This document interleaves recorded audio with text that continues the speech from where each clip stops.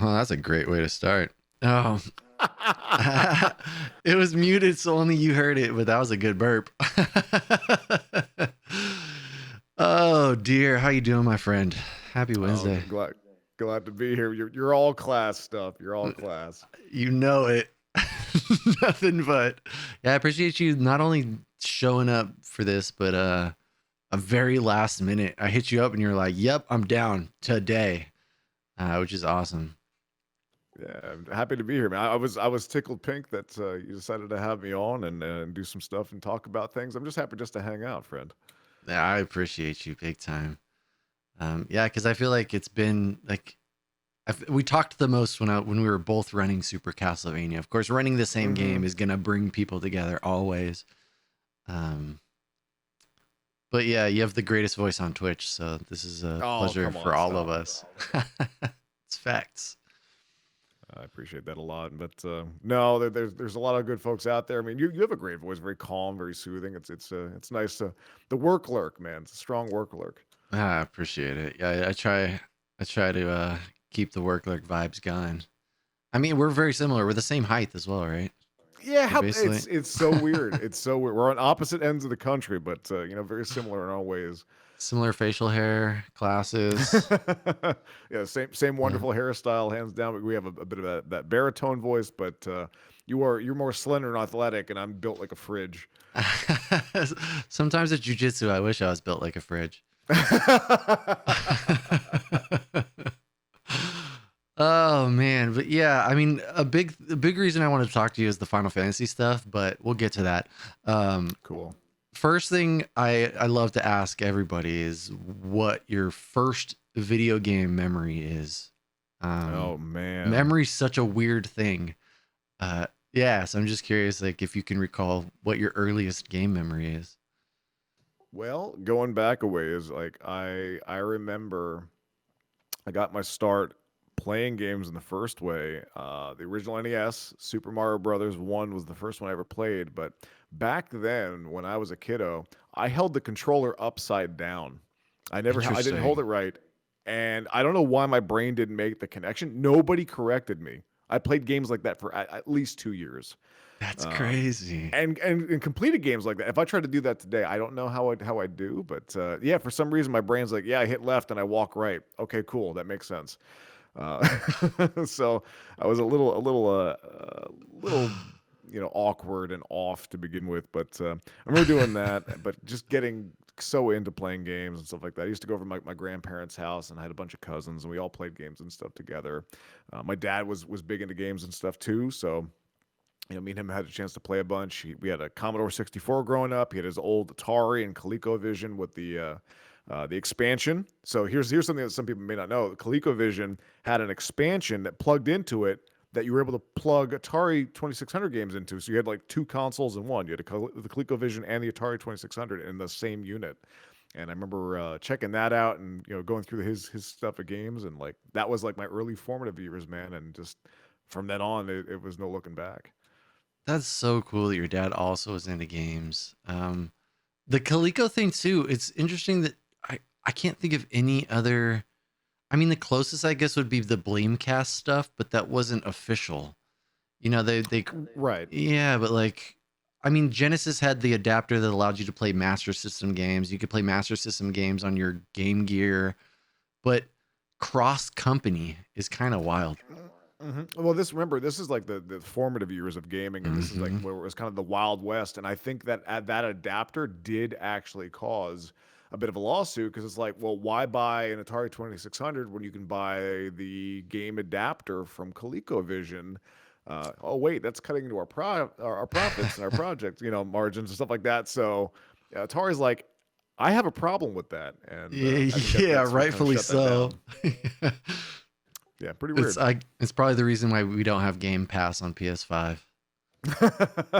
Hey, you got PlayStation Plus, but yeah, no Xbox Game Pass for you. But the PC's perfectly okay because you're running Windows and that's going through Microsoft, and they're still getting the money. Exactly. Yeah, it's wild. Game Pass is probably, I mean, love or hate Microsoft or uh, their practices or the fact that they really have zero exclusives. Game Pass is an insane deal. in gaming. Hashtag sponsored. No, I know it's Yeah. yeah, $10, man. It ain't too bad for what it is. But I gotta say, I canceled my subscription a while back and just haven't gone back because retro games are kind of strong. You're not wrong. I mean, I got a Steam Deck, and then like the ability to play Game Pass games on my Steam Deck was pretty cool. Because I love playing retro games, but I've gotten to the point where I'm that old man, get off my lawn, won't play on emulators. It's not that I think emulators is bad. I think emulators are great, and however you want to play is amazing. If whatever gives you access to games is awesome, but because I play on original hardware, whenever I do play, it makes it really difficult to jump back and forth. Oh, Um, absolutely. and so yeah, because that's a lot of people that I know. They got a Steam Deck and they're like, "Oh, this is my emulation machine," which makes sense. Like, Yeah, I mean that it's I'm a big proponent and supporter of emulation. I think anything that it involves the accessibility to, things that are prohibitively expensive or no longer produced or literally you just can't get them on any other platforms. It also opens the doors for a lot of different things like randomizers and communities and things that we'll get into and stuff like that. But yes, emulation's huge. It is absolutely huge, and it is an essential part of the retro community. Full stop. 100%. I can't even like. There's so many runners that we wouldn't even get to see that are just top tier runners that just would be eliminated from contention, which is insanity to me. Yeah, Um, I mean, look at Super Mario Brothers itself. I mean, Nifsky runs on a keyboard on an emulator, and we would not have that if those didn't exist, hands down. Like that's one of countless examples. yep. Yeah, it's really cool. I agree. I definitely think emulation is amazing.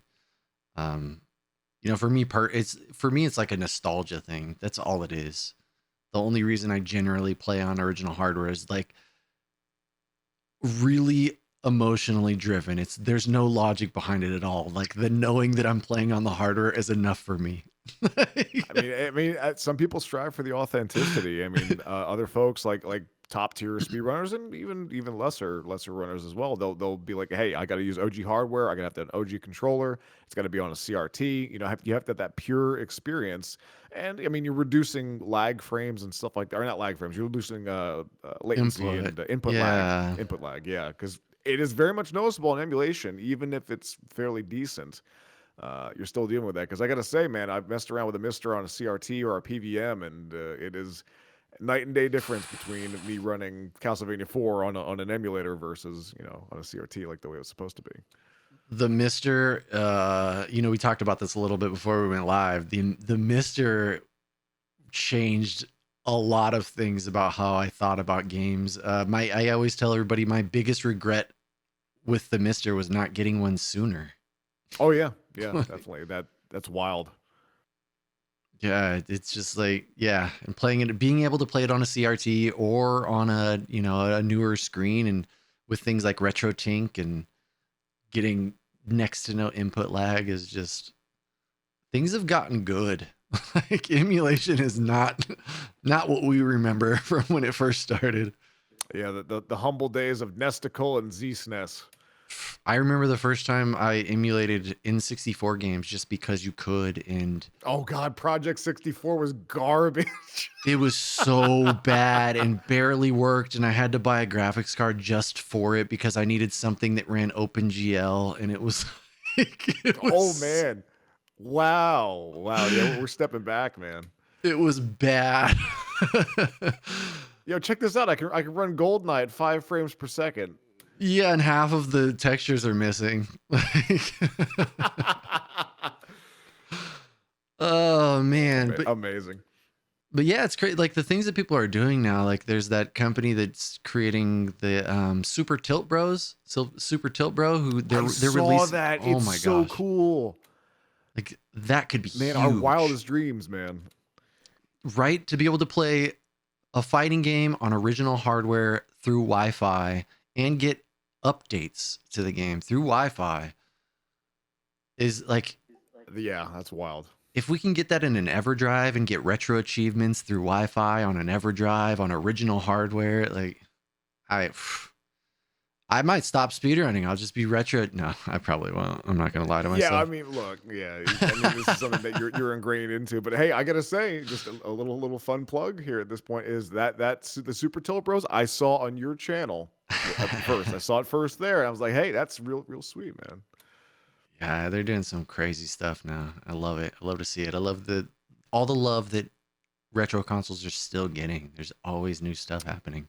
Innovation, my friend. I I mean, mean, the homebrew and indie scene is huge, and the fact that the NES Dev competition still happens and has brought us tons of great indie games from that as well. That's something that if you're gonna go and spend some dollars, do that. Go support the indie and homebrew scene, hands down. Buy some homeroom games, and that you'll get innovation like this and continue that going. exactly. Support the small projects.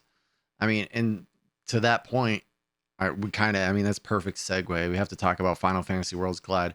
I don't know anything about it. It's Final Fantasy 6, right? That's Which correct. Yeah, Final is Fantasy 6 or 3 on okay. Super Nintendo in America. Yeah. Okay. And I mean, tell me about this Worlds Collide. I know it's a randomizer. That's pretty much all I know. Like, how did this Yeah. come to be? Why So is this the gold standard? So there's actually two big randomizers for Final Fantasy 6 Worlds Collide. We're so spoiled we have two different ones ultimately. There's one that's called Beyond Chaos, which is basically like a vanilla walk through the game. All the events happen in order, the way that they're supposed to, except everything's randomized, like stats and sprites and music and all a bunch of things. Mm. But Worlds Collide is very similar to a lot of other like RPG randomizers that are out there now. Probably most closely associated with is Final Fantasy IV Free Enterprise. Basically, you get access to your airships. You can go anywhere in the game that you want at that point. But so Worlds Collide, that's the name. Is there's two different worlds you can go to at will, and you're able to kind of go around and complete what's referred to as checks, which are tied to the characters and events that they have during the vanilla game. Items are randomized. It's really fun. There's a lot of like mental routing that you have to kind of figure out on the fly, which I find really enjoyable and very engaging. Yeah, it's interesting because I've never. Okay, the thought of a randomizer in something like Super Castlevania, it makes sense. I'm like, oh, okay, I can wrap my brain around that. But the thought of a randomizer in something as open as a Final Fantasy game, how do you even know where to start? Like, do you have a place you always are like, I'm headed to this area first and seeing what item I get and proceeding from there? Or So real quick, I'll come back to that. But Super Castlevania 4, there's a randomizer for that too. That randomizes all the rooms that you can go through in that and changes boss behavior. So that's out there too. By the I way, you need might to want to play give that a that. shot. I would Yeah, love that.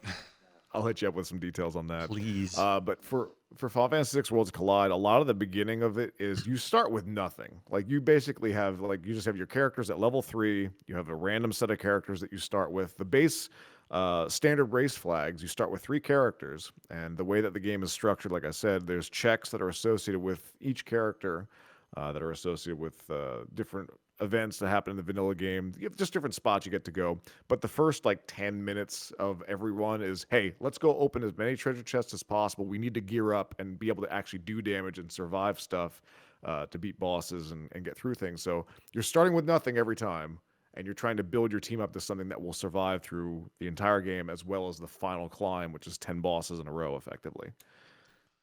And so chests are just randomly placed as well then. Like you'll wander and like just find chests like Minecraft. You're like, oh, here's a box. Well, sort of. I mean, they're going to be all in the same spots that like Okay. you can come up with a route in your head. Certain things will be locked in certain areas, but Mm, you will know where the chests are and where the hidden items are, but the contents are gotcha. randomized, so it's always a surprise of what you're going to find.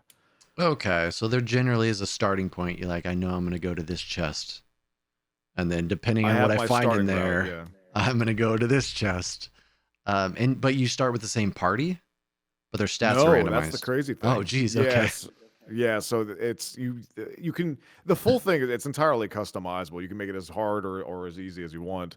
But yeah, you start with a random party that have random abilities, random stats, different skills. Like I mean, also I could spend the entire time just talking about all the things you can randomize in the game Yeah. and what's there. But essentially, the long story short is you start with some random party members, you try to gear them up, you try to figure out and piece together the puzzle of where to go, what to do.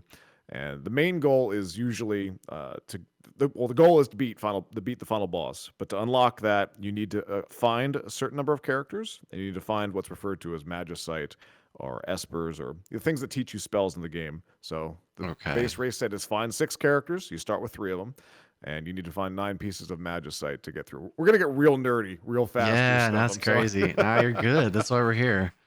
We wouldn't be here if we weren't nerdy. A few moments later. Hooray! Now this time I am local recording. Who knows how Nice. much Let's we go. miss, but you know, I live by the seat of my pants. This is why I have a partner who worries about all the things, because I rarely do. Anybody who's I, seen I me run,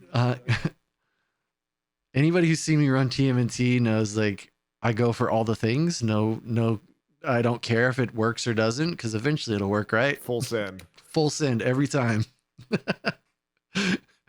We butt clinch Cliff around here as well. But yes. Well, hey, I didn't worry about you for a single second. I knew you'd figure it out. Look at the big brain on stuff. We got this. Small head, big brain. All right, now where were we before things All crashed right. at this point? I'm trying to remember. I think I was just Randomizer. rambling on about nerdy stuff. Yes, we're mentally orgasming over Final Fantasy VI randomizer awesomeness. Yeah. So All right. now so people run. Okay, this is where we're at. So people speed run this, but people race it as well. This randomizer. Oh yes. And when people race the randomizer, I imagine that is it always the same settings, or is there agreed upon rules depending on the race? No. So here's the thing. So there is a standard race flag set. There's something called the Ultros League. Ultros is an octopus enemy that's famous. That's from Final Fantasy VI. But there's something called the Ultros League that has a static set of like well balanced, very very good flags that you can get into. But there are events that are going on all the time in the community where people are just throwing together wild flags. There's actually something going on right now called the Blackjack Battle Royale, where people are drawing cards that basically change the seed in unexpected ways. And people all get the same seed. They all run it asynchronously, and they post their times and stuff. So yeah, there is a standard seed, but there's also just wacky and wild stuff happening all the time too. So it's a bit of column A, bit of column B. That's really cool. So, like, for this blackjack thing that you mentioned, is that something you can watch live, or is that it's like, where would people go to see that if they were interested? So just big shout outs to the community across the board here. So number one is any questions you guys have about it or get involved with the community is ff6worldscollide.com. And also there is FF6 Worlds Collide here on Twitch, where some events happen. Sometimes they're on Speed Gaming. Check that out there too. They actually they're running at the time of this recording. They're gonna be running an event each Wednesday evening, 8 p.m. Eastern Daylight Time, I believe. Yes, I'll be doing commentary tonight on one of the events too, no less. Nice. That's so cool. You've been doing a lot of commentary stuff. I mean, rightfully so. We spoke about this earlier, but your voice is butter. I appreciate it. I appreciate that. No, I love commentary. I really, really do. I think it's a lot of fun for me to kind of sit back and watch games and stuff being played and just naturally react to things. And I do well with play by play and like a analysis and stuff like that too. So that works pretty quickly in my favor for watching randomizers and stuff like that. But I just have a great time with it, man. It's a lot of fun just engaging with folks and I've been lucky enough, and I'm super humble to this, that I've gotten a lot of really great feedback from people, and seems like a lot of people really are receptive to it. Like, oh yeah, retro commentary is great, and We could tell I you're don't know how to having a take fun time. compliments. No, I feel that for sure. Hooray, we did it! We're having a fun time. Yes, that's exactly how I do it. I'm just like, hooray! Yeah, that's my awkward way of dealing with compliments. I'm having a fun time. Yeah, it's like shouting, I need an adult, but I'm having a fun time. Yes. Totally get it. And so I know how long have you been running this? Like, when did you recall when you started Worlds Collide? So full disclosure here, Final Fantasy VI, I've loved since I was a kid. Like, I remember playing that game for the first time and how much it hit me and struck me. It is my favorite game of all time, period, without question. Across all consoles, all time, everything. Like, it just does not get old to me. But as far as the randomizer scene, like, I started with Beyond Chaos, I had mentioned earlier, because Worlds Collide didn't exist then. I think Free Enterprise predated that. But when Worlds Collide came out, I kind of got into it here and there and messed around with it for a little while. So I think I've probably been in the community now for I want to say at least 2 years, maybe Okay. longer. Okay. And then so I've never played. So I've only played Final Fantasy 7, some of 8. I played all of 9. I played 10. Like I played some of the later ones, but never the earlier ones. And so 6 is 3. Now I think I own 3. If I was So gonna play it, should I play 3 or should I play 6? Okay, so my recommendation to you is my favorite version is Final Fantasy 3 for the Super Nintendo. But Okay. if you have Final Fantasy 3 for the DS, that is a separate game No, I have it on entirely. Super Nintendo. Okay, Yeah, yeah, and that's so what I would I play it would on. recommend 3. 3 for the Okay. Super Nintendo is the best version, best music. You get Ted Woolsey's like wacky translation that he banged out in like 2 months, 3 months. It's something Okay. wild that's out there. Shout outs to Legends of Localization. That's a super interesting documentary and book Hmm. about the story of localizing games, including Final Fantasy VI and the translation that went into that. Because there's some pretty wacky stuff that got cut and changed and stuff and censored from the Japanese version too. Oh wow. Okay. Okay. Yeah, I try to play at least one RPG every year. Although I did just finish Lost Odyssey, which God, technically that took forever. That game's long, man. Holy. I had a deep sigh about it just thinking about it. Yeah, it's very good. Don't get me wrong. It is a Final Fantasy game, and I realized that a lot of the issues that I had with it at the time were a me problem. It wasn't the game. I just was not using mechanics that were explained to me at some point, and I just glossed over. And then when I started using the mechanics that were placed in the game to lead me towards success, the game got fun again. Go figure. Um, but yeah, I would like to play a Final Fantasy game, like one of the earlier Final Fantasy games, and maybe 3 will be the contender since I have the cart. I have actually my good friend's cart from when she was a kid.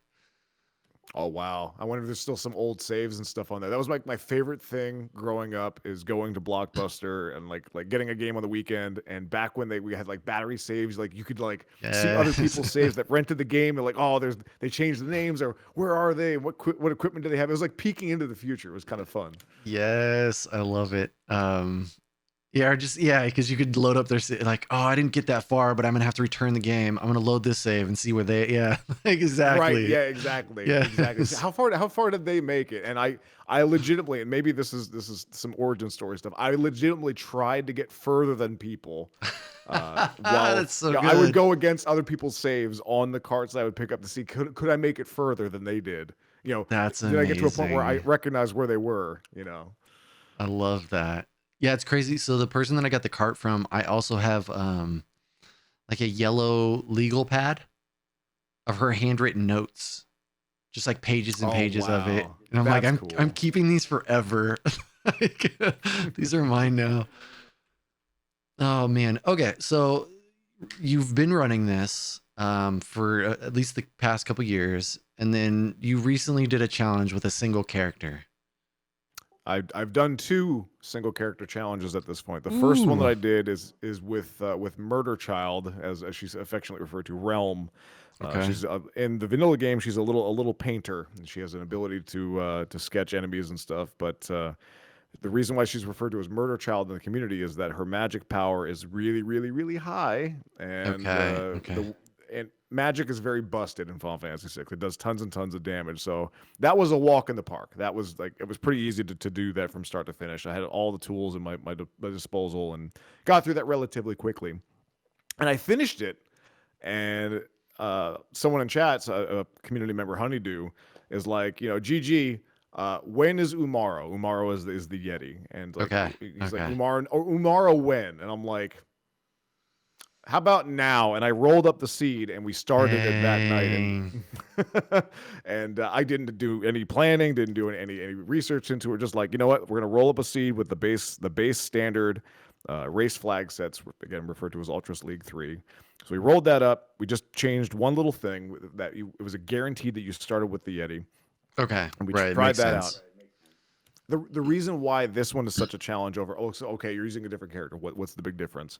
The big Right. difference is Realm. You're able to control all the actions. You can do everything that you want during the fight. You can have access to your items, spells. You can learn stuff. You can modify what she has. Like you have full control over her.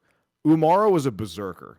Basically, Okay. he's auto fight. He does what he wants to do. He can't learn magic. There's a limited equipment pool. Like it's just like everything that could be against you is against you. But Wow. he's a beefy boy. He can take damage pretty well. He deals pretty decent physical damage, but being able to kind of like play the game like chess and be able to pick your shots and do things with it Right. is a big thing. You know, going into a game and For being able to sure. actually select what you want to attack and do, that's kind of important. With Umaro, we don't have that ability. We just have to basically go into a fight and then set the controller down and just hope he does the thing. And so, for reference, generally speaking, on the standard race seeds, like your standard setting, how long is a run? So that would range from my PB for this current flag set, I would say is maybe an hour 40 something at this point, but super skilled runners can do like an hour 10, hour 20. Okay. And then with the Death Child, what was that time? Murder Child's run when I Murder soloed Child. with, That's what it yeah, was. yeah, when I soloed My with bad. Realm, I don't remember what my time was for that. I want to say it was like less than maybe 3.5 hours, 3 hours Okay. maybe, because I had to do everything with her, and it requires triple dipping into the final dungeon. The way that things are set up, it's a whole bunch of nonsense. But yeah, but maybe like 3 hours, 4 hours for her. Okay. And I saw it's funny because I was lurking around the was that 11 hours? Uh, Or the was that final time for the Yeti run was 11 hours and 59 minutes. Yeah, it was just under 12 hours. I was in there. I was like around the 11-hour, 11-minute time, and I was lurking because I remember the title was like, "Will today be the day?" Right, because it was the third day. It was the third day we were doing it. Because like, look, I can only do this. Like, I only have enough mental capacity to throw attempts at the wall, so many times, and yeah, it was pretty wild to get to that point. But yeah, we got the sub 12. Yeah, and that's interesting too, because I did watch the final clip that was posted of you finishing the last boss and having no context of like the fact that that character just does whatever it wants. You know, I didn't realize that you were just like watching and hoping for Yeah, this one. basically, it's all you can do. Like he was level 90, and 99 is the cap. Like he had max HP going into it, and the big puzzle that kind of went into it was figuring out what gear will give him enough damage, enough survivability, and enough ability to make it to the end. Because it's remember that the way that this game is set up, you're meant to have 4 people fully Right. geared, and you're able to control most of them to get through this. And you have to do things in a certain way and hope for certain things to happen. I can't really understate the amount of RNG that goes into literally every step of the way, and literally every single tier has something that can kill you. There's 4 tiers you go through. I said there's 10 bosses you have to kill Right. at sometimes in certain orders, at certain ways, or you get punished pretty badly. It was a unbelievably wild ride, and it took me 46 attempts at that final boss to find that sweet sauce of everything that kind of worked together, and also the god RNG that basically happened. And you mentioned at the end that was the first time that, as far as we know, the first time anybody's ever beaten the game with that single character That is correct. in the in Under Worlds those Collide. circumstances, Yes. right, right, in Worlds Collide, because it's physically impossible in actual Final Fantasy 3 to do it. The reason why is in Final Fantasy 3 or 6, the Yeti is unequipable. You can't modify what he has. Basically, he shows up. Uh, He has just his bone club, which doesn't do much. No shield, no helmet, and he has something called a snow muffler or a snow scarf in the Japanese version. And he basically absorbs a bunch of physical damage, absorbs cold damage, and you get other items that you can equip on him to make him a little bit better.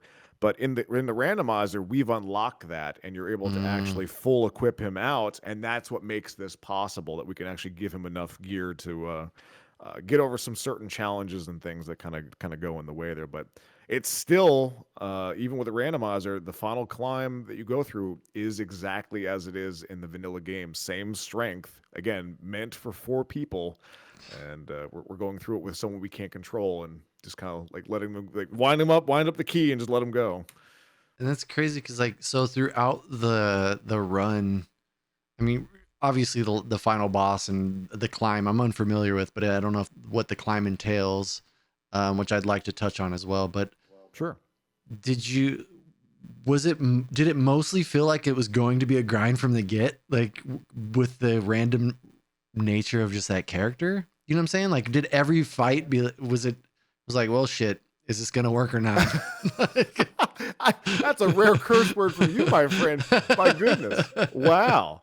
Yeah. Okay. Well, so I when I looked at this and I thought about it, like, okay, getting to this final area, there's a lot of requirements that go into that. Like, getting to the attempt the final fight is, I knew we would get there at least because I could save and just go through and fight individual enemies, and that's not that big of a deal. But this is the part where I was like, I don't know if this is really possible, and I was like, okay, we're gonna throw a couple attempts at it on the first night.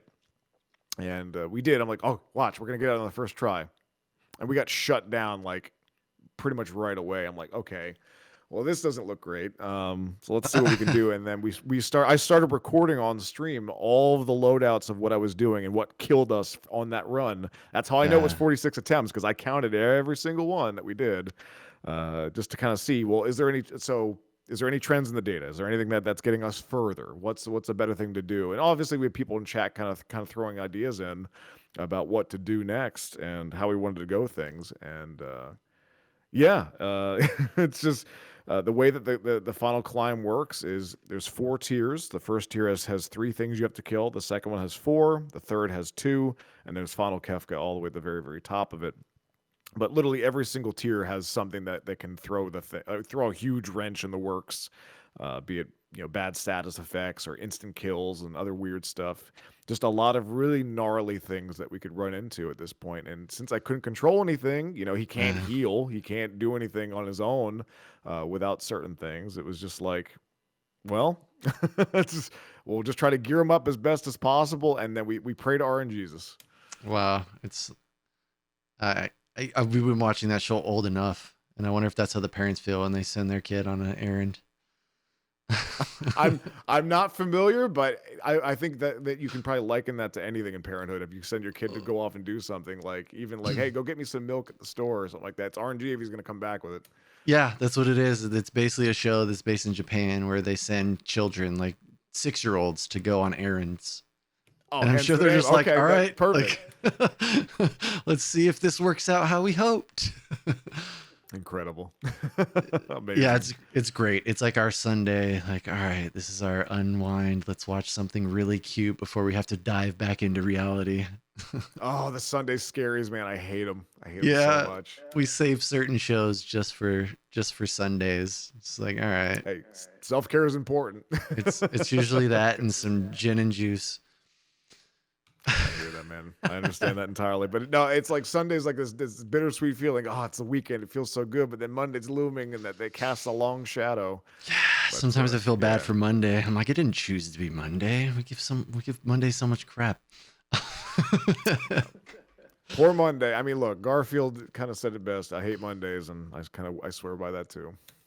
There you go. Oh, look, perfect.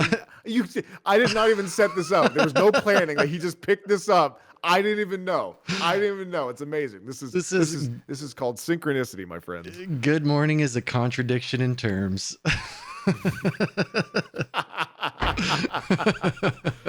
Amazing. Oh, Love Garfield.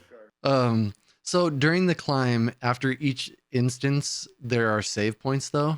Like you don't have to climb every time, or do you have to do have to do that whole thing in sequence? Mm-hmm. Oh every time. my gosh! If he dies at any point, you go right back to the bottom. That's why it takes so long. I think I got to the final climb at like, I don't even know. I want to say the 4-hour mark. So it was just like 8 hours of attempts, and we left the final dungeon to go try to find other gear, like just Hail Mary, like we were just hitting wall after wall after wall. I'm like, I have no idea. I don't know what to do. Wait, so you got to the climb approximately 4 hours into the Hmm. into the And we got there pretty quickly. It wasn't too bad, but it's just like it's such an insurmountable thing Oh, once you get there, and the RNG that's required for it was just so ridiculous. You do the best you can to equip for it and reduce the things that can happen, but even then, it is entirely out of your control. yeah, you're sending Mutoid Man to fight Mutoid Man multiple times and hoping. Right? Yeah, exactly, exactly. Like it's like okay, I can account for this thing, but like if the Yeti kills this thing out of order, well, he takes half his health and damage before he even gets to the second tier. Okay, if he doesn't kill this thing fast enough, he'll die because the timer ticks down. If he doesn't kill this thing fast enough, he'll get stoned. There's Because a and then that's an timer. instant death. Yeah, like so tier 3 that you get to, it's all it is two enemies. It's a girl that heals and absorbs everything, and there's a guy that's there. He'll you cast something called condemned, which puts a little timer above your head, Oh, which like a the Yeti turn doesn't care timer. about. And then also there's a thing called calmness, and that is the big like it's one of the big things to overcome in the thing. Calmness is an instant kill that is physical, which means it can be blocked. Right. And we had a small chance of blocking it, but if we miss it, it's insta dead, and we're back to the beginning. Ugh. Yeah, that's crazy. I mean, I guess it's less frustrating. I don't know. I guess in theory it's less frustrating because you know it's out of your control, but it still is like, we're so Oh, close. it Like, it it didn't diminish what it felt to me like when we got past it. Like I literally popped up out of my chair afterward, and I don't do that. I've gotten PBs that I've worked on for a long period of time and didn't do that. And this was literally okay. I realized it's RNG. Just set it, and the Ron Popeil of runs. Just set it and forget it. But right. just staring and watching, like you're trying to will it into existence. Like you have influence over the Yeah. RNG in some way possible. And this is the part that makes me really, really happy about streaming and being able to share it with people. And like we had people that were coming along and just like this is wild, this is absolutely crazy. And the fact that that you're able to see witness the suffering. It's like misery loves company. Is what it comes down to. But the fact that no one would have believed me, like you can just go online, just post a screenshot, like, oh look, I beat that. But this was the journey. Like all 46 Yeah. attempts were streamed live in front of folks to watch where we got stuck, and having other people kind of help out and weigh in about what could potentially get around this, because this was uncharted territory. We didn't know what to do. So knowing what you know now, would you do it again faster? Yeah, I would do it again, but I have a rough idea of what I would accomplish, and hopefully the RNG would go a different way. But Right. we were talking about making a custom flag set to make it more possible and to make it faster and to kind of cut down some of that RNG. I'd joked about like hey, let's start doing some speed Yeti runs and see what happens with Right. that. Long story short, though, like challenges or otherwise, man, I just love randomizers, and I will be a champion to those to anybody to try out. If you have a game that you love, see if there's a randomizer for it, because it adds a whole new spin on it and something that you can dig into, especially RPGs, because that's Right. wow. I mean, that's a whole thing, man. And like I wasn't really into RPGs as a kid, and I don't know what it was. Um I just maybe it's because I never owned one. I didn't get into I remember the first time I played an RPG, I think it was Project Horned Owl on the PS1. I don't even know what that is. That's crazy. Exactly, because it's just some random B like budget RPG, but I loved it, and I was like, "Oh my gosh, this is actually really good." And then next, I played Legend of Dragoon and like Final Fantasy VII, but then I still like didn't get into it the way a lot of people do, and so I kind of feel lost a lot of the times when I'm playing them. Like I have no idea what I'm Well, doing. yeah. I mean, a lot of the classic ones, man, were like you didn't know where to go. Like my first like exposure to like JRPGs and stuff was a friend of mine lent me his copy of Final Fantasy for the NES, and I didn't even make it very far. I played as a kid, and I got like maybe up to like the pirates or something. Where like you can get there in like 15 minutes now if you know where to go. Right. But like as a kid without a guide, I didn't have the Nintendo Power Book. I was just kind of digging with it and just trying to find out where to go. Yeah, you get lost, and it was kind of rough back then. It was a bit of the Wild West, but then the one that really grabbed me Actually, there were two, and it was in the Final Fantasy series. I know Final Fantasy Mystic Quest, which is a Mm. great game. I have A that lot of cart people say, too. "Oh I've yeah," never played it, but I have it. a lot of people say in the same breath, "Oh, Final Fantasy Mystic Quest, the game is awful. It's too simple, too easy. Soundtrack's Interesting. great. Everyone will talk about how great the music is. I legitimately love the game, and there's a randomizer for that one too. That's great. Mm. For what it's worth, that's in active development and getting better and better with every iteration. And then Final Fantasy 4 or 2 on the Super Nintendo, I remember renting that from Blockbuster, and that was the moment I think I really fell in love with the series and Japanese RPGs and stuff like that. And I've loved them since. That was like a really big turning moment. Like you start getting invested in characters, and the music really grabs you. I mean, Uematsu, he did such great work that's still legendary and still studied to this day for a reason. With the limitations of the technology, he made something that was so moving. Right. It's crazy.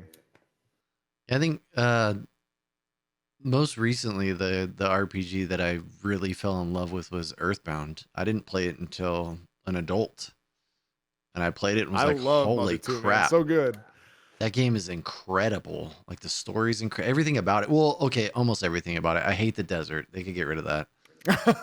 The good old Dusty Dunes, man. Yeah, the monkey cave is pretty awful in that game, hands down. And another shout outs to randomizer community, PK Scramble. There's also Mm. ancient caves for that. Look, it's stuff like this, man. You can name certain games. There's stuff out there for it, and it brings new life into it. And there's communities around those randomizers that run events and do things. PK Scramble has a huge tournament and stuff that was going on. Yeah, I need to. It's So crazy. I don't think I've ever. I don't. Yeah, I've never played a randomizer, so I'm super curious in Super Castlevania 4 randomizer. Like that's right up my alley. Yeah, I would say absolutely. That actually really surprised me that you've never had a chance to sit down with one. Let me I be just the impetus for you the little gentle push to get into them and see what you think.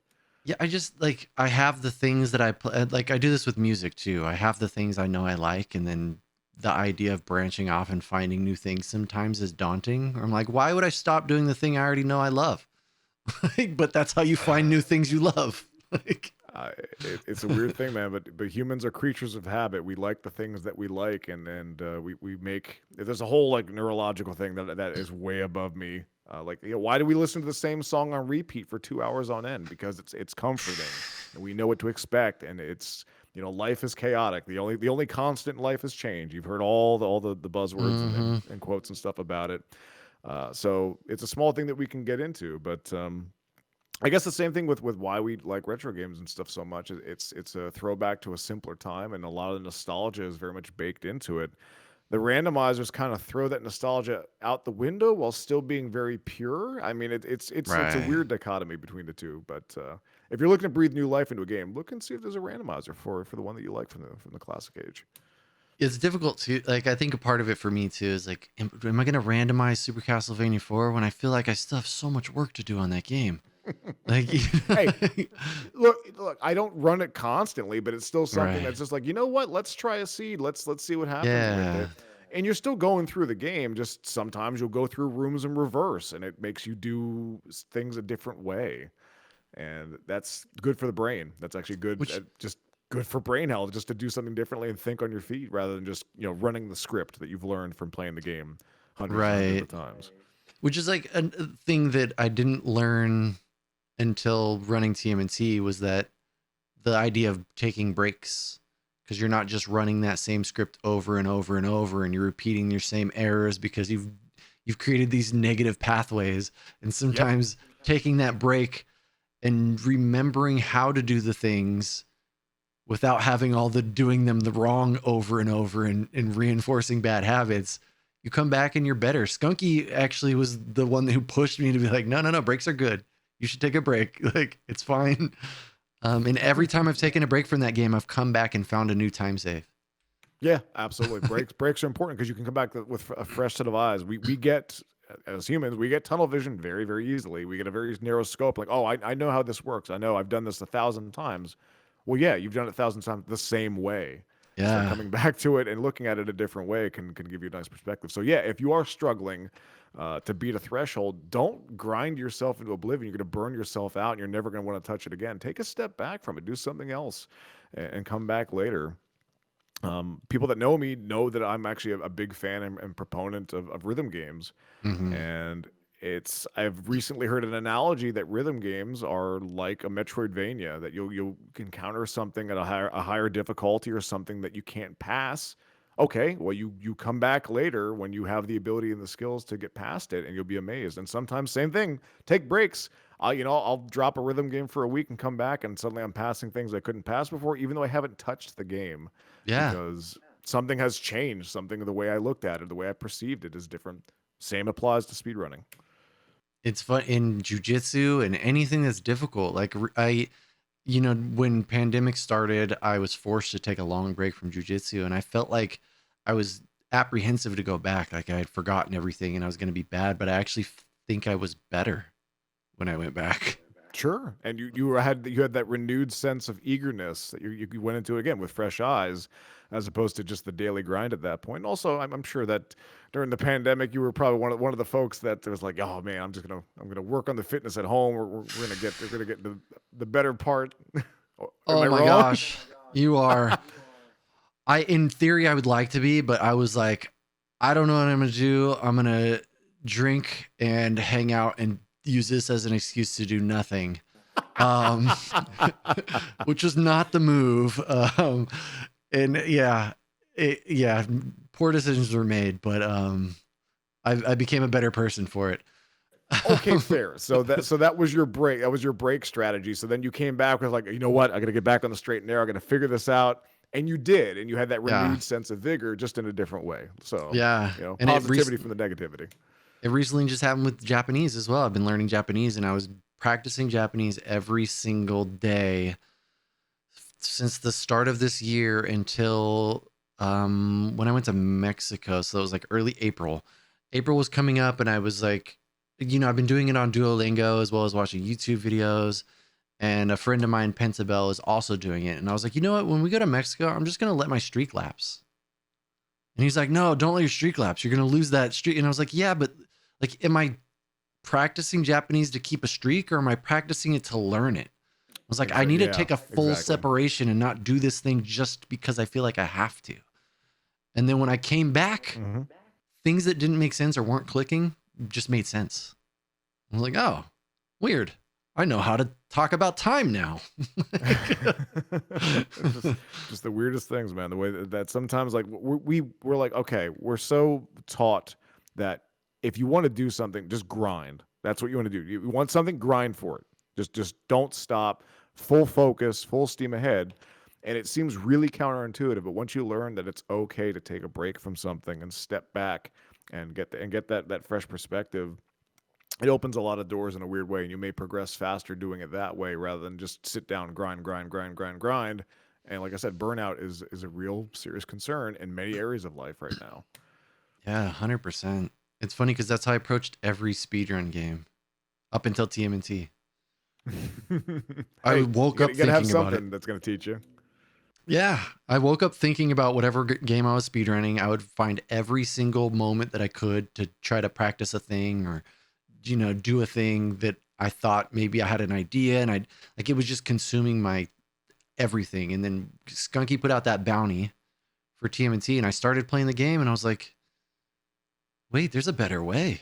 Like, what am I doing? Like, I need to just enjoy the process, and the process will lead to a better outcome, rather than focusing so much on an outcome. Agreed, and very well said there, stuff. But it took me a long time. I, I still lose sight. But Don't get me wrong. I'm still a human. So what are you doing now? I know you love to play rhythm games. You're going to be continuing Final Fantasy VI Worlds Collide, I'm sure. Are there any yeah, other games you're absolutely. running? So it's funny. It's a weird thing. Like, I just recently announced this past week or so, I'm retiring from vanilla speedrunning at this point. Like, I saw this. Yeah. I'm retiring from vanilla speedrunning because I've accomplished everything I wanted to accomplish in that. Like, my first speed game ever was Super Metroid, and my goal for that was to beat the game in under an hour RTA, and I did, and I moved Nice. on from that to something else. But it has come to my attention, just looking at things that, like, resetting over and over again, doing the same thing, is not good for my brain, but randomizers scratch that itch for me to Nice. do on the fly puzzle solving that it's going to be, even if it's the same game, it's something different every time. And Right. that to me makes me feel like I'm going to put my effort toward that. And it's Love been it. really nice. Yeah, because it can be maddening doing the same thing over and over as well. Like it can be mentally detrimental, um, whether it's recognized or not at times. But yeah, I love that. I love that you've transitioned to something different. That you've it's chasing the fun, right? This is our entertainment at the end of the day. Like we're not Yeah, making I millions mean, of dollars. exactly. Like this is us doing like the things that are limited in your life, resource wise, is time, energy, and attention. So what I'm choosing to spend that limited resource on is things that make me happy and overall, and grinding on a singular game for some people that might be what they want to do, and I Hmm. get that. I was like that for a long time, but I took a step back and I'm like, well, I can play a game that I really love and have a randomizer, and I feel more engaged doing that than trying to refine execution or make the script in the head better. I did that enough. I was happy. I've accomplished all that I wanted to accomplish there. So I'm like, you know what? Let's make the pick now. But oddly enough, funny thing, man, it's weird how life works.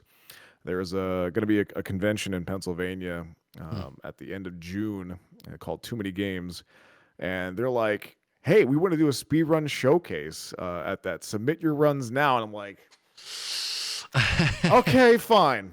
So I threw in stuff that I know. I'm Nice. not gonna put Yeah. my strength into learning a brand new game, but I'm like, I got some stuff in my repertoire. And here, not that you asked, but this is kind of a story back. The Yeah. way I got into speedrunning is I was in college and we took over the TV lounge, and a guy's like, "Hey, I can beat Silent Hill in under a certain amount of time." And I was like, this is before like games done quick and stuff were like a thing, and I'm like, "No, you can't. There's no way." I didn't really know about this. And he did it, and I was riveted. I'm like, I want to do that. I want to have this party trick of being able to beat some difficult game, or be able to say, "Hey, I can beat X game in under amount of time." And then I started digging into Speed Demos Archive, and I started watching Resident Evil speed runs, and I'm like, wow, people beat the game with a knife in like under 3 hours. I'm like, I didn't know this stuff was possible, and kind of dug Yeah. into it from there. But here we are, several games later. I've kind of looked back at what I've done over the past couple of years, and made a lot of friends along the way in the community and stuff like that. And I'm like, yeah, I'm good. I don't need to learn anything new though. I'll Right. learn stuff that's new in randomizers, but I'm not gonna be picking up any new runs anytime soon. It's interesting. I've recently, so I guess relatively recently, because I was, I talked about the grind and then finding TMNT and being taught breaks are good. And then every October, I take a complete break from all speedrunning things and I just play horror games. And this last October, um, something had clicked, like similar to what you're saying, um, where I just made a blanket announcement on stream. I was like, look it, I do love speedrunning and I'm going to continue to speedrun, but if you show up and I'm not speedrunning and you're upset about it, then I can't help you because I'm chasing the fun at this point. And if I wake up today and I decide that the fun is playing something else, I'm going to do that. I'm not going to do a thing because I feel obligated to do a thing. You go, Um, boy. That's the right mindset. You do the thing. Don't let other people dictate what makes you happy and because what you want to do. it's like you're going to burn out. Like you are. Yeah, absolutely. And that was the main thing that we're kind of talking about. I think life right now has become just finding what makes you happy and avoiding that burnout as best as possible. People may tell you grind, grind, grind. Take some time for yourself. Really do. Yeah. It's treat yourself. And Yeah. just take a moment to breathe and do things that you want to do, and don't worry about numbers and metrics and things like that, and things will work out. Find what makes you happy. People will be there for you, and you're a wonderful individual. There's stuff, so I that's why we come appreciate around you. anyway. I appreciate you. Yeah, I'm having a fun time. Like legit. I am. We talked about this, right? Um, yeah, it's funny because I took the break and then I came back and then I wasn't having all the fun, so I just moved on. I was doing other things. And really just recently is since October, just recently is when I like dove back into TMNT. But I'm enjoying it. I'm like Yeah, and loving it. I'm Like sure you feel more refreshed. oh, 100%. Yes, I'm having a fun time. But yeah, I don't know. It's crazy because I think about that sometimes too. I'm like, oh, I would love to learn other games, not because I don't feel the same way I do about other games as I do about TMNT. Like that's a game I'm gonna play forever. That Ninja Gaiden for sure, and Super Castlevania. Those are the three I know for sure. I'll just play those games, not with a time in mind, just because I enjoy playing them. That's why when I play Yeah, Super exactly. Castlevania or Ninja Gaiden, I just do no reset runs because I'm not like I don't have to PB. I just like playing it. Um, Completing games is good. Like some people that look at like, oh, I lost a second reset, and then they redo everything again. Like that, that's a highway to burnout. But being able to just kind of just kick back and just enjoy just completing runs and completing games, I follow very same methodology as you. Just complete the whole thing. Just have fun with it, because if you're gonna get on pace, you already have that late game experience anyway, rather than resetting over and over again in level 3, and then oh, okay, well, then I have to go practice and grind level 4, 5, and 6, and do that yeah, ad nauseum. That when I'm there on pace, what do I do? And it's it's a weird thing, man. Don't torture yourself for the PB. Go have fun or take a break and do something else. exactly. I've always said there are no paces. There's just fast practice. And so just keep fast practicing. One thing that I've said in the past is that the only split that matters is the final split. So sometimes Exactly. I would just turn splits off entirely and just run a timer, and you can hide the timer or don't even look at it, and just kind of do that and see what you get without even having to look at it. Just play the game, have fun. That's what I just set up my just today actually. My Ninja Gaiden timer is now just one split. Nice. Super That's the way. Castlevania one split. Like, yeah, I'm just gonna start and stop. We move on. Like, it's refreshing, but I do have that like there are games that I want to learn. Like I want to learn Castlevania 1, not because I want a time. I just want to know that I can sit down and beat it. Yeah, exactly. Like it goes back to what I said before, like that party trick. Like, hey, I can beat this game in X amount of time is great, but like just being able to say I can beat Ninja Gaiden, like tell kid me that, and I wouldn't have believed you. That game is Yes. impossible. What are you talking about? The game's still impossible, just it's less impossible now. Exactly. Yeah, that's one of the things I really like about that game though is that you get infinite continues. So as long as you keep holding forward, you'll finish it. Like The game ends when you do. yeah, it's like just hold forward. I was talking about that this morning. Like a lot of people's issue with that game is they stop holding forward, and so new things are Oh yeah. respawning, and you're like you're creating your own problems. Just keep going forward. I feel like there needs to be like turn back percent where like you walk backward after getting to the end of the screen just to see the nonsense, and then you have to go back again. I don't know how much time you'd actually have and see if that'd be possible, but like there are spawns in that game that I don't make any sense. Like Floorbird in like 6-2, like when you screw up like near there, like where does it come from? Where does it come from? It doesn't make any sense, but like you get bopped backward, and here comes the bird, and like there are enemies we haven't even seen yet in the game because people haven't gone backward. That's my It's thought. funny. One time I tried to play the whole game backwards. I was like, I'm gonna get to the No, end of no each stage way. and go back. Yeah, I've tried it. There are certain screens that are near impossible in Act 5. Like there are certain that maybe I was trying to figure out how to damage boost across them. I couldn't figure it out. Maybe somebody smarter than me can. Um, yeah, I tried because I was like, I wonder if we could actually play this whole thing backwards. See stuff like things like that right there. That number one, that's important for your mental health right there. Is just like doing something new and challenging yourself. But that stuff right there, I like challenge runs more than speed runs now, Mm, and stuff like that. Like, is it possible? Can we do this? It's right. big dumb, but we're gonna try it and hit answer for ourselves. Can we do it? Well, maybe not, but we'll see. Yeah, it's why like what Slackinator does is so big. Like it's really fun. He does challenge runs, just trying to do hitless things. So he's always trying to do something different. He's not trying to do the fastest thing, just trying to get through the game damageless. And it's something that's easy for everybody to watch. You don't have to understand Yeah. speedrun strats. All you have to know is did they get hit? It's very exciting. Yeah, and I mean it's the former person you interviewed on here, Retro Runner. I mean he just completed the Pantheon in Hollow Knight with the highest challenge. Basically killed like 5 difficult bosses without getting touched, and that was a heck of an achievement. You don't need to know nothing about Hollow Knight. Just watch it and see can you do the thing, and that by itself is kind of fun. So if you understand the challenge without even knowing the game, it can still be neat. With this thing for the Yeti is like, hey, we have this big giant boss at the end. We're trying to do it with a character we can't control.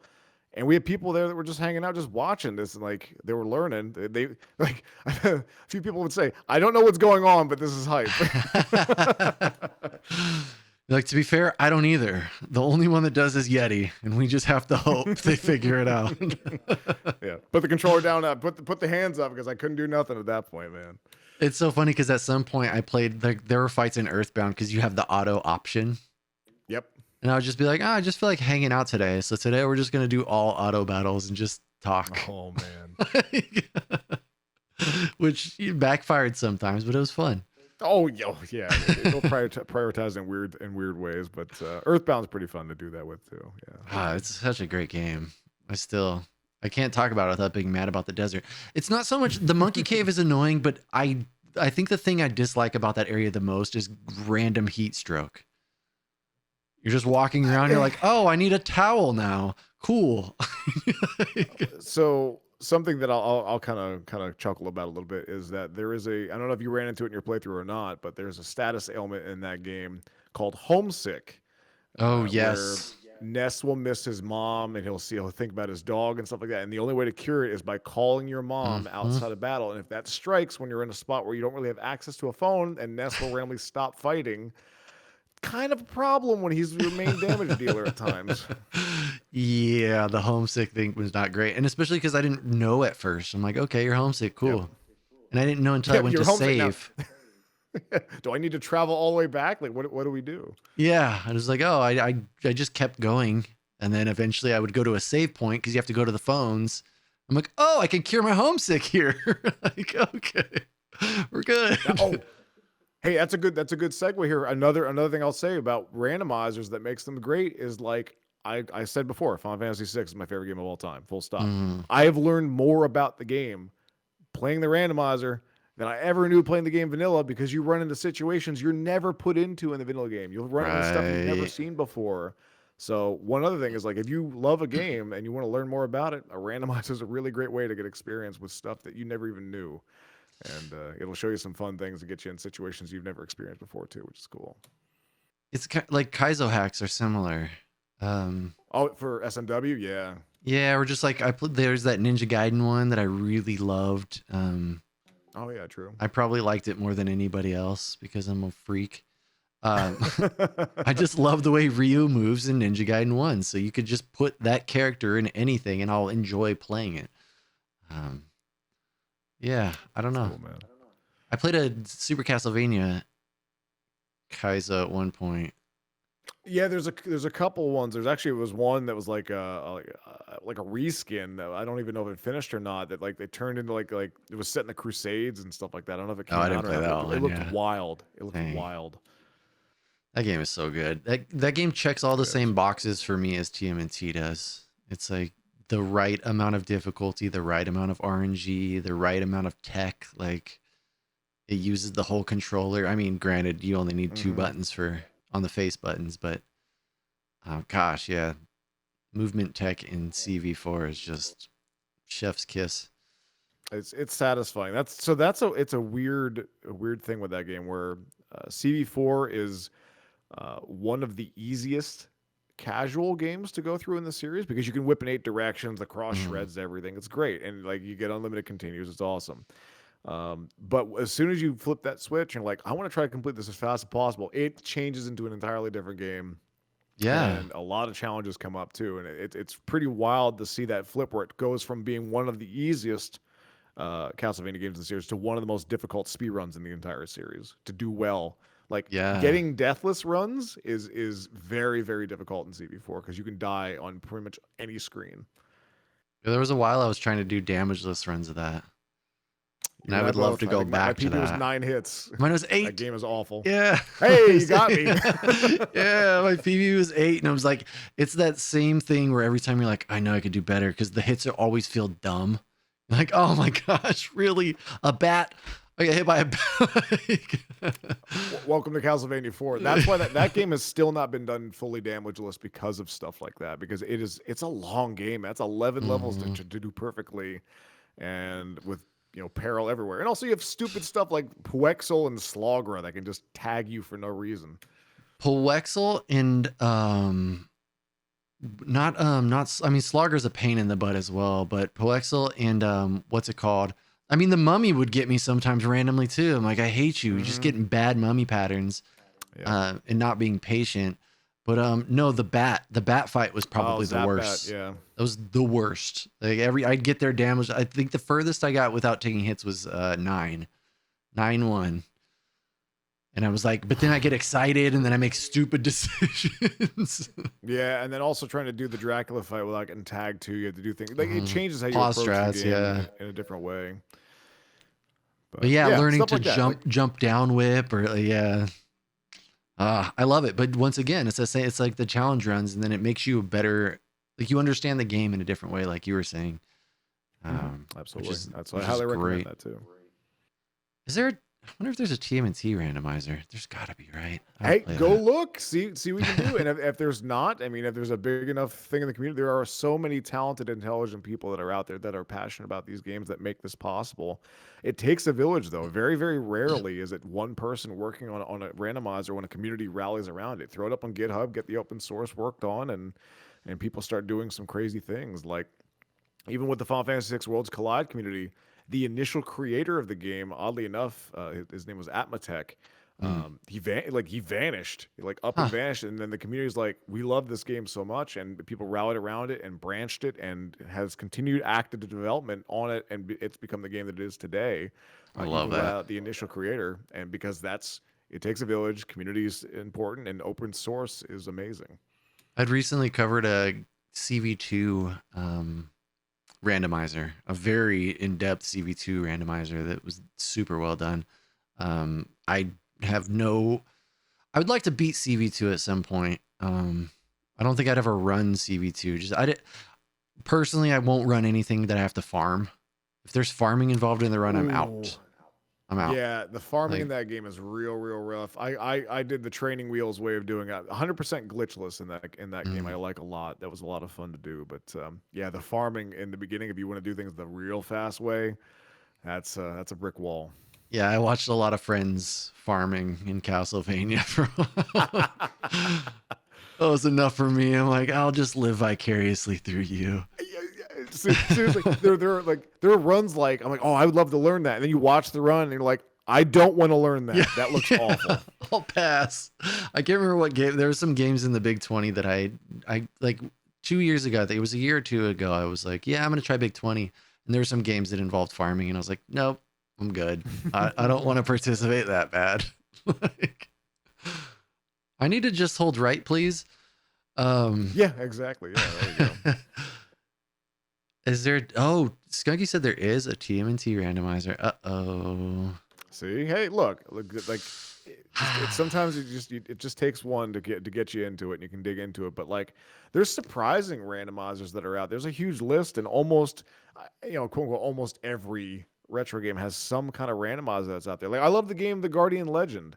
For the NES, which is awesome. I'd love to see a modern version of that. And there's a weird randomizer that's out there that someone made with like a flash front end for it. It's real bizarre, but it works great. And I'm like, this is awesome. This is great. And Guardian Legend, didn't that has like multiple gameplay styles in it, right? That has like a shmup and also yes, it's a shmup, but also like an overworld. It's like Legend of Zelda meets like a bullet hell shooter. Yeah. Yeah, that's really cool. I love when games blend genres. I think it's such a neat idea and it makes it for a really interesting speed run. Agreed. Hands like down. Bucky O'Hare. Bucky O'Hare looks like a fun run. It looks like a maddening run, but it looks like it'd be really fun to do well. It's another one of those ones I've watched Retro do a whole bunch of them. It's like, I don't want to learn that. I don't want to learn that. Yep. I'm like, it looks fun, but not fun enough for me to do it. I like watching that though. It's like how people like to watch MMA. I don't want to get punched, but I'll watch other people do it. Oh my God. Yeah. I don't want my profession to be punched in the face. I don't want that. That's what certain runs feel like. Getting punched in the face over and over and over again. Yeah. I'm like, yeah, I'm good. I'll pass. That's why I chose a sport where I can lay down and hug people. Yeah. You're a lover, not a fighter, except when you're a fighter, but it looks like loving. Exactly. Pajama fighter. I love very aggressively. Yes, exactly. Just got really good at bear hugs.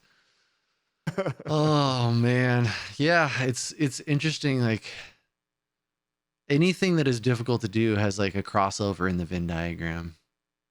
And Yeah, exactly. you can take the skills that you've acquired from one and usually apply it to another. Um, what is So I mean, the speedrunner mindset, man, is weird. Like, have you ever like gone into a store and like, I'm gonna route this out. I'm gonna make this as optimal as possible and get in and get out of here. it's And hard to now my not new do it with so many things. right, exactly. It's like I can do this so much. Like, you get addicted to efficiency. The thing with speedrunning, and I say this a lot, and this is something that I've always parroted here, that if you speedrun, you should be playing a rhythm game. And the reason why that Right. is it offers the same exact um, feeling of a speedrun, and it gives you measurable self improvement. Very, very clean cut to look at. Hey, my time was better in that. I PB'd. This feels great. I'm Right. clearly improving. Rhythm game, my score was higher, or I was able to beat a harder song or do whatever. Like, clear improvement. It's very easy to see you're improving, and that feeling is great. And it's very similar on both sides of the fence for that. So that's why we do it. It's measurable self improvement. That's why I look at it. It's true. It's true. I do love rhythm games. I don't play them frequently enough. I is that really a rhythm game? What's the Rocksmith? I That's considered great. playing Rocksmith just because then I would also not suck at the guitar. Like I've two I've birds watched stoned at Resident once. Emil play the bass a bunch on Rocksmith. Looks great. Yeah, it's so cool. I would love. I own it too. I found a PC copy. I have a PC copy and a 360 copy. I'm Oh, gonna have look to at play it at you. some point because of it's You're part of the ready. You're ready. 360 You're all ready challenge. to So, go. well, I do the Xbox 360 challenge on Fridays. So it's gonna come up. I'm gonna have to play it. Right now, I'm doing Dark Souls 2, which is not a game I ever thought I'd You enjoy. madman. I am loving it though. I don't know. Maybe it's the That's awesome. masochist in me that like the speedrun brain or whatever. You know, when you I like feeling like I'm bad at a thing because you get that measurable improvement. Mm-hmm. So yeah, I don't know.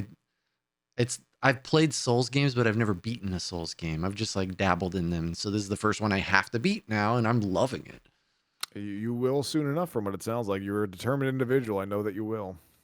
Oh yeah, I'm stubborn if nothing else. Hey, That's look, that's for sure. stubborn to a fault, man. Like that. That's just determination, baby. Yep. If I decide a thing's gonna happen, it'll happen. There you go. But yeah, I think I should probably adult. This has been a pleasure, my friend. I loved this. Thank you again. Hey, my pleasure for being here, hands down. Stuff. You're a great individual. You run a great show here and all that. I mean, you brought me on, so hey, that's a good choice. But no, seriously, thank you very very much for that. The last little bit I'll say here, friends, is and stuff. Thank you. You go adult and do what you need to do. But I'll say hands down is that you are capable of doing more than what you believe you are able to do. And I say that as someone that has a vision problem, and I'm able to do all these things and whatnot. Uh, don't let your own perceived limitations hold you back. Go try things. Go push yourself outside your comfort zone, and you'll be very amazed by what you can do. On that note, can we just talk about that for a moment? Your vision. Do you? I don't know what numbers mean, but I'm sure you do. I do. Yeah. So what? I do. What do you? Is your actual? What is your eyesight? So my left eye is 2200. My right What? eye is 2400 plus. They can't gauge it because they don't go beyond that. And then what the numbers mean are, so 2020 is what somebody with normal vision sees at 20 feet, you can see at 20 feet. For my vision, 2200 in my left eye is what I see at 20 feet, a normal person can see at 200 feet. And for the right That's eye, 400. So the reason why they can't gauge my right eye is because I know it's a big giant E on the vision test, but you know, I can't see it with that eye. My left eye, though, it's that's the cutoff is 2200. But yeah, uh, I'm dreadfully colorblind. I've been this way since birth. I have a lot of people ask, well, what's wrong with your eyes? Why can't you get LASIK? Why can't you get it fixed? You know, what about your right. glasses and stuff like that? I have something called X-linked juvenile retinoschisis. Retinoschisis is, retina. Schisis, it's a split. So split retinas. Like I have like little Oh slits and wow. stuff in the retina in the back of the eye.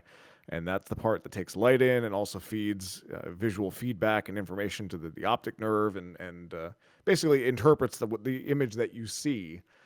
But this is all I've ever known in my life, so I've been able to. Right. It's both a blessing and a curse. It's all I've ever known in my life. I've never lost vision. We use people that lose vision; they have a hard time relearning. This is all I've known Right. growing up. Which is super interesting because, like, do you recall when they diagnosed you? Yes. You know what I'm saying? Because how long you just wandered around without being able to see anything? So the moment that was found out, I was 3 or 4 years old, and I was in my grandparents' backyard, and they had like a Power Wheel for all the kids, and I was driving this like Power Wheel Jeep around, and I kept running into the wash pole, and my grandfather said to my father, and he's like, "That kid can't see. You need to get Oh, him yeah. glasses." And lo and behold, they took me to an eye doctor, and they did some tests, and they really the eye doctor they took me to didn't really know, and they like, okay, you have to go down to Will's Eye in Philadelphia. So we go down there, and they look at it, and the first person that looked at me, he has damaged retinas, and they thought that my parents were abusing me Oh, because wow. Yeah. damaged retinas, they didn't know at the first, and they're like, "What are you talking about? We're here because we care about him." And so they got Yeah. a second opinion, and the doctor like knew right away, and changed his tone, and said, he has something called retinoschisis. It was a genetic disease. My mother was a carrier. My grandfather had it on that side, and I got it because Oh, it's tied wow. to the X chromosome, hence the name X-linked. So real wild stuff, but it's a weird thing, man. That if I had normal vision, I likely wouldn't be sitting here talking to you because I'd be doing something else, and the path I've taken in life has very much been dictated by that, but I don't really let it get me down. And Yeah. you can adapt to things that are far beyond what you can perceive. It's weird, man. We're capable of doing a lot more than what we actually do. It's a trip. Yeah. Because I have bad eye. I have relatively, well, my left eye is pretty close to 20/20, but my right eye is not. I don't know the actual number, but it's not good. Um, And so for a long time, my vision was pretty much okay because the left eye compensated a lot. But then as I got older, it started to get progressively worse. And then I got Hmm. retinopathy in my right eye. Oh, geez. And so I had like a moment where I would gone into the garage. Like I knew my vision was always bad. And I was just like, oh, my vision is getting worse, whatever. And I walked into my garage. It was pitch black in there. Like I didn't turn on the lights yet, but it was like strobing. Whoa. And I was like, what is going on? This is That's not wild. normal. And it's because basically, for those who don't know what retinopathy is, there's fluid that was building up behind my retina and peeling my retina off. And so I had like, Wow. at its worst, if I was looking at somebody, I couldn't see their face. It was just a black circle around their face. Like they had no face. Um, and so my vision, it definitely isn't as bad as yours, but I definitely have bad vision, and it comes and goes like this dark spot because forever, because of where my retina peeled, I have a scar, and so it's made night vision terrible. Like Sure. I just don't receive light in the same way. And then we had talked about surgery, and they're like, you can do surgery to correct it, but the surgery will probably also leave a scar. So it won't necessarily make Yeah. it better. Um, yeah, it's a trip. It's just one of those things. But talking about the eye doctor, it's funny because when I go to the eye doctors or anytime I have to do an eye test, I'm like, if you want to know my true vision, you have to have me do my right eye first because I will just memorize it with my left eye and just Yep. parrot it back. So you have to change charts or, and I'll tell my eye doctor, I'm like, I can tell it's an F, but I can't see that it's an F. You know, like you were saying, like it's a giant E. Like I can't see that it is, but I've seen enough of those letters to know what that is. Exactly. Yeah, that's pretty wild. But hey, you talked about, oh, your vision. My vision is it may not be as bad as yours. We all have our own crosses to bear, man. Like 100%. it's just part of living life in general. Like I'm not saying, oh, my vision's worse than yours. No, I'm it's clearly having different. pity me. But I get that, and that's wild, man. It's just the human body in general, and just eyes are crazy. How like everything, the fact that we can see is a miracle. It feels like. Yeah, it's all crazy. And you don't realize like it's weird because existing as a human, you really only have your physical data, how it feels to be you. And so a lot of your reference points are going to be from that. And so like when different things come up, you're like, oh, is this just how it happens for everybody? Is this what, because I was diagnosed as a young kid with rheumatoid arthritis. And so I've been in constant physical pain my whole life. And I just thought that was normal until a doctor was like, so what is your like baseline pain? I'm like, I don't know, a 3 or 4. And they're like, it should be 0. I'm like, no. How can I compare it to somebody else? Like, I don't know, but yeah, we just overcome. We figure it out and we're like, oh, this is just a thing I deal with. And I'm having a fun time. We're having a fun time. All right, Stuff. I don't mean to keep you, friend. This has been an absolute delight. Good. Thank you very, very much. I could do this forever. I love it. I appreciate you so much. Yeah, thank you again for making time for this. And yeah, I'm just gonna stitch the two together. I'm not a fan of editing these. Yeah, because I don't know. There's something about just having the full conversation. If people want to enjoy it, they can, and if they don't, they can skip through. They could figure out what they want from it. But I like just uploading the whole thing. You can put one of those old timey like scene missing, and then just have a hard jump cut to the next one. I had to do it with retro TVs or retro runner. Your retrophile TV with the retro runners interview. I had to do the same thing. So yeah, but I like that. Yeah, a few moments later. We'll do that. All right, y'all. Yeah, thank you to everybody who hung out. And anybody who missed this, we'll see you on somewhere else. Love you. Bye. Bye-bye. And done. Hooray.